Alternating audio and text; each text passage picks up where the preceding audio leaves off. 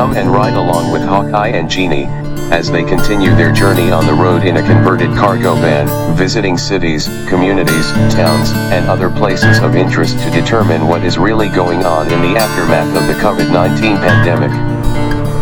Who is in business and who is not?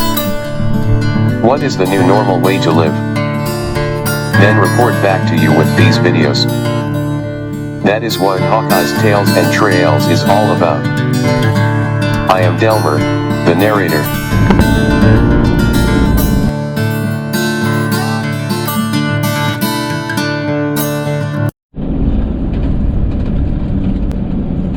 Alright, well, this is the McKinley, Washington mill. They make paper. I think they make paper. Yeah. Take a whiff, it's a stupid hotel. Now, we hauled enough paper back in our truck driving there. Yes, we did. Big reams of it like that. Or what would you call those? I don't know. Not reams. Oh, I don't know, but want to bring your attention to the Start Your Career Now. We are hiring McKinley paper. Okay, you called that one. Probably should let our viewers know that we're in Port Angeles, Washington. Episode 64 is about social media and lifestyle influencers, Hawkeye and Jeannie, passing through Port Angeles. Port Angeles is a city in and the county seat of Clallam County, Washington, United States. With a population of 19,038 as of the 2010 census, it is the largest city in the county. The population was estimated at 20,229 in 2019 by the Office of Financial Management. This area was long occupied by succeeding cultures of indigenous peoples. The city's harbor was dubbed Puerto de Nuestra Señora de Los Angeles, or Port of Our Lady of the Angels, by Spanish explorer Francisco de Eliza in 1791, claiming it for Spain. He was on an expedition from Southern California. By the mid-19th century, after settlement by English speakers from the United States, the name was shortened and partially anglicized to its current form, Port Angeles Harbor. The first Europeans to the area tended to trade with the Native Americans. It was not until the 19th century that European Americans began to settle here. A small whaling, fishing and shipping village developed, which traded with Victoria, British Columbia. In 1856 to 1857, the first settlers arrived, and they were followed by the Cherbourg Land Company in 1859. Soon afterwards the site caught the attention of Victor Smith. Smith, a protege of Salmon Chase, was collector of customs for the Puget Sound district. He quickly gained approval to relocate the U.S. Customs port of entry for Washington Territory from Port Townsend to Port Angeles. With Chase's support, he also succeeded in getting President Abraham Lincoln to designate 3,520 acres at Port Angeles as a federal reserve for lighthouse, military and naval purposes. The U.S. Army Corps of Engineers platted the federal town site on the reserve land, laying out the street plan which still exists today. The fact that Washington, D.C., was the only other city officially laid out by the federal government led the U.S. Board of Trade in 1890 to dub Port Angeles the second national city. Settlers soon followed slowly, but Smith's death in the sinking of the Brother Jonathan led to the loss of interest in the area. The port of entry was returned to Port Townsend and the area sank into obscurity until the 1880s. In 1884, a hotel was built, and the trading post was expanded into the area's first general store. A wharf was soon built upon that site that the current ferry pier stands. A village of 300 in 1886, Port Angeles' population grew to 3,000 by 1890. Hundreds of its new residents were part of the Puget Sound Cooperative Colony, which was established in 1887 and built several of the settlement's first permanent civic facilities, including a sawmill, church, office building, and opera house. The town was incorporated on June 11, 1890, and was named the county seat of Clallam County later that year.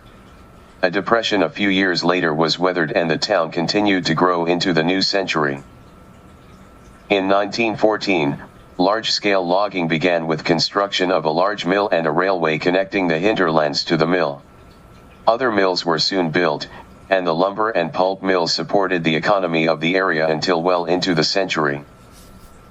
Tourism became increasingly important as the growing national affluence, and especially the 1961 opening of the Hood Canal Bridge that cut driving time from the populated central Puget Sound region, brought more visitors drawn by the mountains, rivers, and rainforest of Olympic National Park and by fishing and boating along the Strait of Juan de Fuca. The mills began to close in the 70s and 80s until only one pulp mill remained in operation today. You saw Hawkeye and Jeannie checking out the paper mill plant at the beginning of this episode. In August 2003, a $275 million construction project known as the Graving Dock Project was started in Port Angeles near the water as part of the Hood Canal Bridge East Half Replacement Project. It was intended to construct an area for anchoring pontoons for the bridge. During construction, human remains and artifacts were discovered. This site was found to be the largest prehistoric Indian village and burial ground found in the United States, according to a senior archaeologist for the U.S. Army Corps of Engineers in Seattle. The archaeology site also included Native American burials of the late 18th and early 19th centuries. Archaeologists were called in to conduct a professional excavation. They found about 300 graves and 785 pieces of human bones, in addition to numerous ritual and ceremonial Indian artifacts of the former Tsewitsan village of the federally recognized Lower Elwha Klallam tribe. This site had been continuously occupied by indigenous cultures for thousands of years. Some of the remains date back at least 8,000 years. Because of the significance of the site for Native American history, in December 2004, the Graving Dock project was abandoned. Many of the graves uncovered appeared to hold entire families, who seemed to have died suddenly. Archaeologists project that this was likely the result of pandemics of smallpox and other infectious illnesses brought by European immigrants to North America. These caused massive death tolls among Native American populations in 1780 and 1835, as they had no acquired immunity. Infectious diseases contracted from interactions with European fur traders are believed to have killed about 90% of the Indians living in the Northwest before European American settlement of the area. In 2016, Port Angeles installed street signs in English and Klallam to revitalize and preserve the area's Klallam culture. Port Angeles is home to Peninsula College. It is the birthplace of Football Hall of Famer John Elway, and residents include writers and artists. The city is served by William R. Fairchild International Airport. Ferry service is provided across the Strait of Juan de Fuca to Victoria, British Columbia. Everyone is looking for employees. A bookkeeper's wanted here. Service. It's going to be on the Here it is, man. Oh, he's that line. He's the line. Get in line. No, we can't. We're not going to fit through the drive-thru. So where do we go in? We got to park, man. Yeah. Of course, it could have crossed that. How do you get in past all these cars? Oh, here's something. Come on out. Hang on. I guess it's not going to work. Okay, we got it. Missed approach. Now hiring at this hotel. Just about every hotel in town has a hiring site. To work as a maid, is that a 40-hour job? 40-hour-a-week job? Well, I think in that situation, they kind of start out as part-time, kind of like being available when they need you type thing. If they're, successful outfit, they probably have a staff of 3 or 4. Club Trinidad had about 5 maids total, but they worked around, the week. You're right,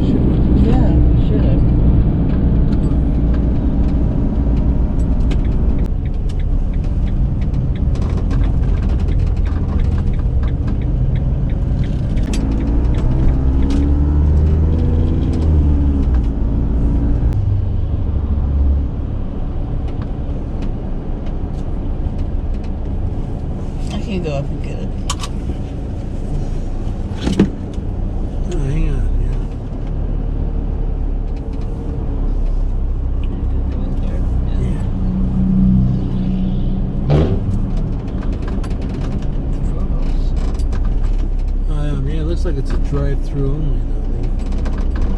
They don't see a walk-up. Just pull up and I'll go up and ask.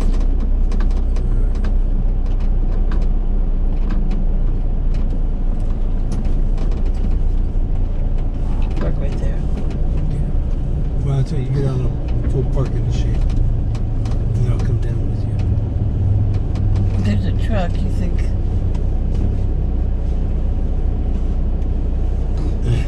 It belongs to these guys, man.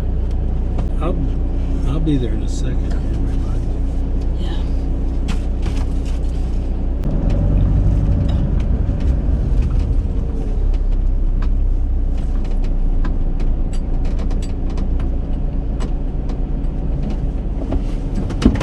Smells good.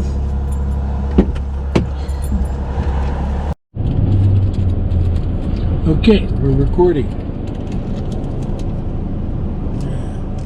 I'm sorry.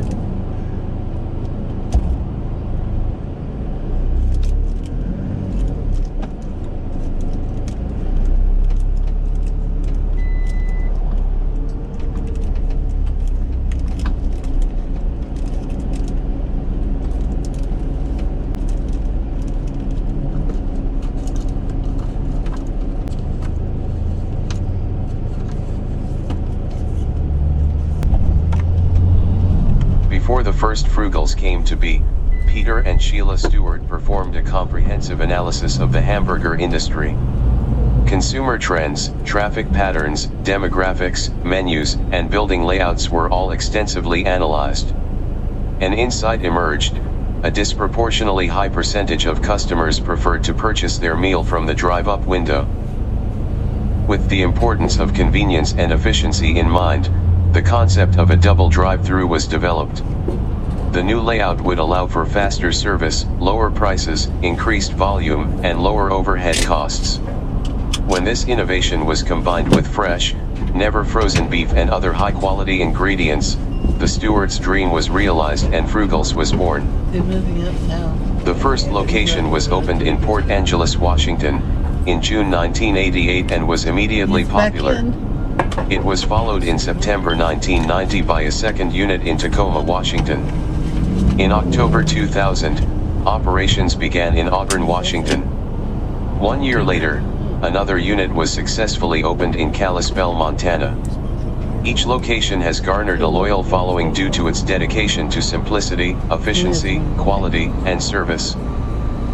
Hawkeye is grateful for the right side lane having a clearance of 10 foot. Maybe that's where the dog. Duke was able to clear the awning. How big is the dog? How do the people that pass by in Class A or Class C RV score food from Frugals? What about the truckers? What about your daytime local delivery drivers who would like to eat a Frugal's burger? You guys are on an interstate thoroughfare. You need a walk-up window and parking All I lot. know is They may want to check out In-N-Out Burger from Southern California. Fast food places. According to Hawkeye, And yet Frugal's In-N-Out has and the them lined up Frugal's in the burger are street. not the same. Yeah.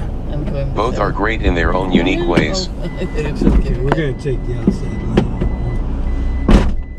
That lane or this lane? Oh.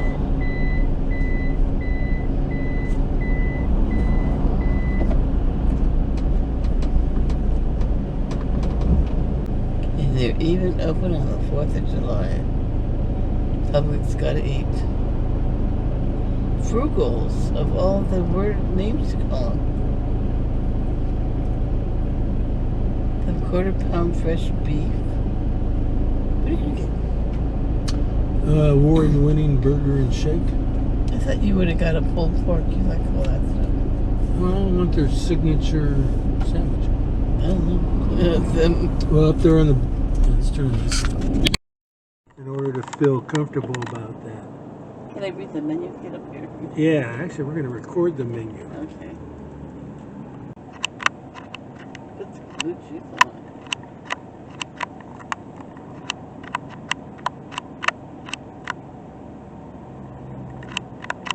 Their sandwich prices are really reasonable, it seems. Kind of weird. 97. Yeah, well, it's probably their bookkeeper or accountant that set that up.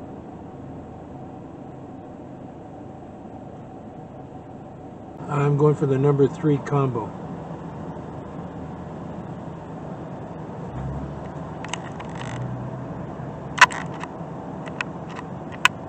Bacon cheeseburger. Number 9 with the cherry Coke.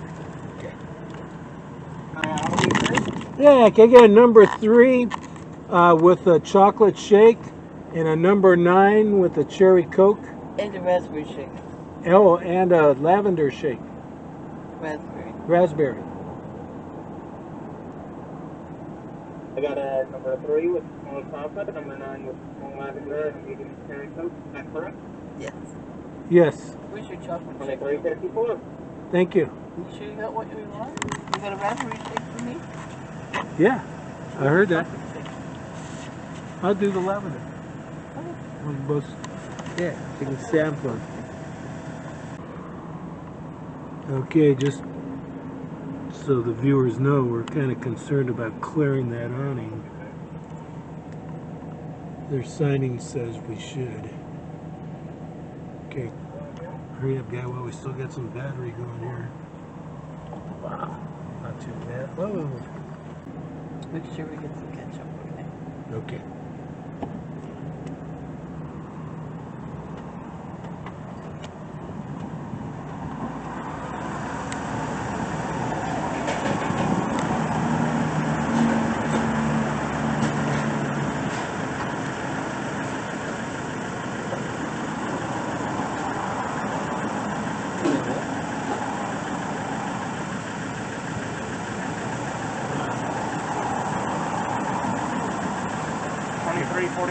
Okay, hey, is it okay if I record you? We'd rather you did.